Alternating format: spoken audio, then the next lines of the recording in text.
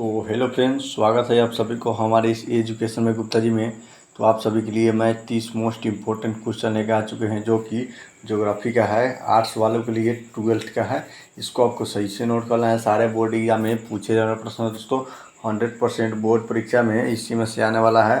तो क्या करना है, इसको आपको सही से नोट कर लेना है। 100% बोर्ड परीक्षा में इसी में से आने वाला है, तो इसको आपको सही से नोट करना है दोस्तों। तो अगर उससे पहले मेरे चैनल पर पहली बार आए हैं तो मेरे चैनल को सब्सक्राइब और साथ में बेल आइकन दबा दीजिएगा, ताकि हमारा कोई भी नया वीडियो अपलोड हो दोस्तों तुरंत आप तक पहुंच जाए। सारे बोर्ड एग्जाम में पूछने प्रश्न है दोस्तों, जो मैं क्वेश्चन आंसर बताता जाता हूं उसको आपको सही से नोट कर लेना है, ताकि आप बोर्ड परीक्षा में जाकर सही से राइट आंसर उसका भर सके। तो क्या करना है, मैं जो क्वेश्चन बताता हूँ उसको आपको सही से नोट कर लीजिए। चलिए मेरे क्वेश्चन को चलते हैं। तो आपको पहला नंबर में दिया अम्ल वर्षा का कारण क्या है। अम्ल वर्षा का कारण क्या है, तो आपका इसका राइट आंसर सी नंबर का वायु प्रदूषण हो जाएगा। अम्ल वर्षा का कारण क्या है, तो वायु प्रदूषण हो जाएगा। इसको आपको सही से नोट करना है। चलिए अगले क्वेश्चन को चलते हैं। तो आपको दूसरे नंबर में तूतीकोरिन पतन स्थित है दोस्तों। तूतीकोरिन पतन कहाँ स्थित है, तो आपका इसका राइट आंसर सी हो जाएगा तमिलनाडु में स्थित है। तूतीकोरिन पतन कहाँ स्थित है, तमिलनाडु में स्थित है। इसको आपको सही से नोट कर लेना है। तो चलिए अगले क्वेश्चन को चलते हैं। तो आपको 3 नंबर में निम्नलिखित में कौन स्खालत वध पोताश्रय है, तो आपका इसका राइट आंसर 3 का राइट आंसर आपका सी हो जाएगा, मतलब विशाखापट्टनम हो जाएगा। इसको आपको सही से नोट कर 3 का राइट आंसर सी हो जाएगा।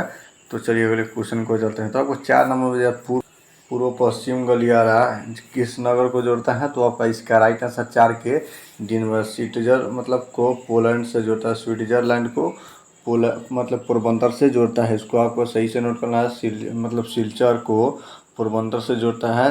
पूर्वी पश्चिम गलियारा किसको जोड़ता है, तो सिलचर को पोरबंदर से जोड़ता है। तो आपका इसका राइट आंसर डी हो जाएगा। इसको आपको सही से नोट कर लेना है। चलिए अगले क्वेश्चन को चलते हैं। तो आपको 5 नंबर में दिया है, भारत में वायु परिवहन सेवा की शुरुआत कब हुई थी दोस्तों। भारत में वायु परिवहन सेवा की शुरुआत कब हुई थी, तो आपका इसका राइट आंसर 1911 ईस्वी में हो जाएगा। 1911 ईस्वी में भारत में वायु परिवहन की सेवा शुरू की गई थी। इसको आपको सही से नोट कर लेना है। तो चलिए क्वेश्चन को चलते हैं। तो आपको 6 नंबर में दिया भारत में रेल प्रणाली को कितने मंडलों में विभाजित किया गया है, तो आपका इसका राइट आंसर 6 के डी नंबर होगा। मतलब इनमें से कोई नहीं, मतलब 12, 9, 20 इनमें से कोई भी नहीं रेल मंडलों को विभाजित किया गया है। इसका राइट आंसर डी हो जाएगा। तो चलिए अगले क्वेश्चन को चलते हैं। तो चलिए दोस्तों अगले क्वेश्चन को चलते हैं। तो आपको 7 नंबर में दिया गया है, प्रादेशिक नियोजन किस विशिष्ट लक्षण है, मतलब क्या प्रादेशिक नियोजन का विशिष्ट लक्षण क्या है, तो आपका इसका राइट आंसर 7 के सी नंबर क्षेत्र विशेषण के विकास का मतलब उपकरण हो जाएगा। इसको आपको सही से नोट कर लेना है। चलिए अगले क्वेश्चन को चलते हैं। तो आपको 8 नंबर दिया, मुंबई में पहला आधुनिक सूती वस्त्र कारखाना स्थापित किया गया। क्योंकि मुंबई मतलब 8 में का राइट आंसर डी हो जाएगा, क्योंकि मुंबई एक पतन है। मुंबई एक वित्तीय केंद्र था। यह कपास उत्पादक क्षेत्र के निकट है। ये सारा मतलब तीनों के तीनों हो जाएगा।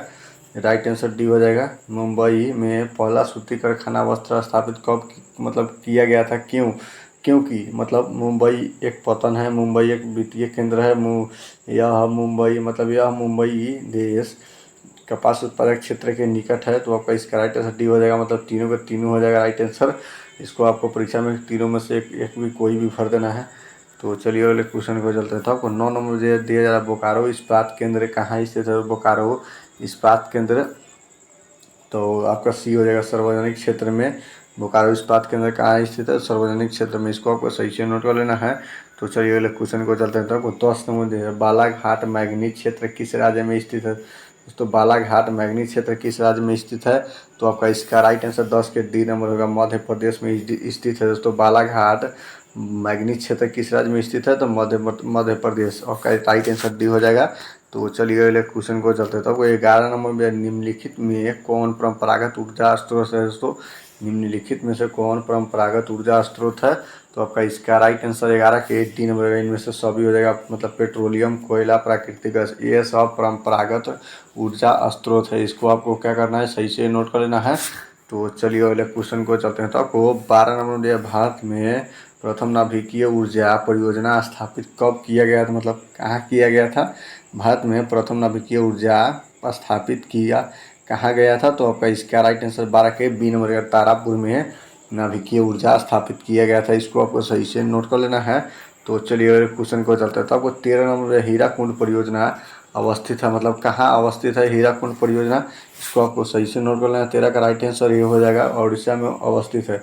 हीराकुंड परियोजना कहाँ अवस्थित है, तो उड़ीसा में अवस्थित है। इसको आपको सही से नोट कर लेना है। तो चलिए अगले क्वेश्चन को चलते हैं। तो आपको 14 नंबर में निम्नलिखित में कौन सबसे छोटी है दोस्तों, निम्नलिखित में से कौन सबसे छोटी है, तो आपका इसका राइट आंसर 7 के 14 का राइट आंसर सी हो जाएगा, तापी बेसिन हो जाएगा। इसको आपको सही से नोट कर लेना है। तो चलिए अगले क्वेश्चन को चलते हैं। तो आपको 15 नंबर दिया जा रहा है, निम्नलिखित में कौन रेशेदार फसल है दोस्तों, इन चारों में से कौन सा रेशेदार फसल है, तो आपका इसका राइट आंसर डी हो जाएगा, कपास। कपास जो होता है वो सबसे ज़्यादा रेशेदार फसल होता है। इसको आपको सही से नोट करना है। निम्नलिखित में से कौन रेशेदार फसल है, तो कपास होगा। 15 का राइट आंसर डी हो जाएगा। चलिए अगले क्वेश्चन को चलते हैं। तो आपको 16 नंबर हरित क्रांति किससे संबंधित है दोस्तों, हरित क्रांति किस से संबंधित है, तो आपका इसका राइट आंसर 16 के ये नंबर हो जाएगा, खाद्यान्न उत्पादन से संबंधित है दोस्तों हरित क्रांति। इसको आपको सही से नोट कर लेना है। तो चलिए अगले क्वेश्चन को चलते हैं। तो आपको 17 नंबर में दिया जा रहा है, निम्नलिखित में कौन भारतीय कृषि की समस्या है, तो निम्नलिखित में से कौन सा भारतीय कृषि की समस्या है, तो आपका इसका राइट आंसर 17 के डी नंबर, इनमें से सभी हो जाएगा। मतलब निम्न उत्पादकता हो जाएगा, विखंडित जोत हो जाएगा, मतलब अनियमित मानसून हो जाएगा। इसको आपको सही नोट करना, राइट आंसर 17 के डी नंबर हो जाएगा।